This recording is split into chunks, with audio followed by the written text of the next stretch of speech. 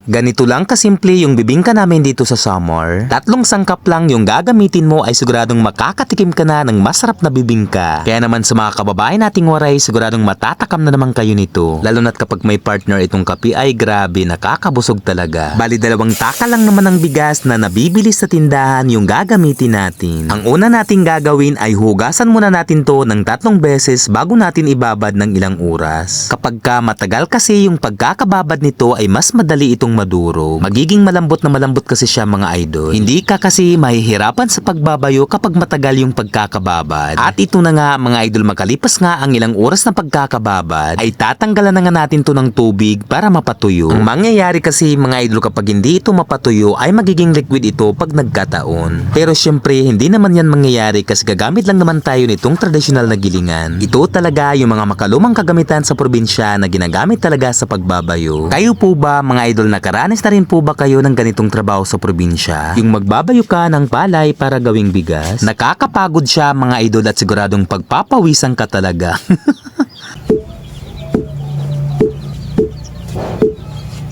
Pero magkakaroon ka naman ng reward mga idol, yun nga lang magkakapaltos ka. Pero wala lang naman to sa aming mga taga-probinsya mga idol, napakabisit lang naman ito. Sanay kasi kami mga idol sa ganitong trabaho. Hindi ko lang alam talaga kung kakayanin pa to ng henerasyon ngayon. Lalo't puro gadget na yung inaatupag ng mga bata ngayon. Kaya naman napakaswerte talaga ng mga naunang henerasyon na ang dami talagang alam na gawaing bahay. Gagamit din pala tayo mga idol ng 2 pirasong buko na medyo matigas nga ng konti. Pero ang sabaw nga po pala nito mga idol ay iipunin natin kasi magagamit natin to mamaya sa paggawa ng bibingka. Nasa sa inyo naman mga idol kung yung malambot na buko yung gagamitin nyo. Pero ako medyo matigas nga ng konti yung ginamit ko para hindi siya madurog agad. Sa halip na baking powder yung gagamitin natin na pampaalsa ay itong tuba kung tawagin dito sa summer yung gagamitin natin. Mas maganda pa nga sana kung yung kulay puti na tuba yung ginamit ko, yun nga lang ay hindi na tayo nakaabot. Napakasimple lang talaga mga idol ng mga sangkap nito kasi maliban doon sa tuba na ginamit natin ay maglalagay tayo dito ng asukal at saka itong sabaw ng buko para mas lalo pa itong maging masarap. Isusunod din nating ilagay ay itong buko na kinayod natin. At imemekos-mekos mo na nga ito hanggang sa pumantay na nga yung kanyang lasa. At kapag maging ganito na yung kanyang itsura, mga idol ay pwede na tayo makapagluto ng bibingka. At syempre, bago tayo makapagluto ay kailangan natin mapunasan itong mga dahon. O diba mga idol, napakadali lang naman gawin at napakasimple lang ng mga sangkap. Magkakaroon na tayo ng masarap na pangmerienda na gawa nga po pala sa bigas.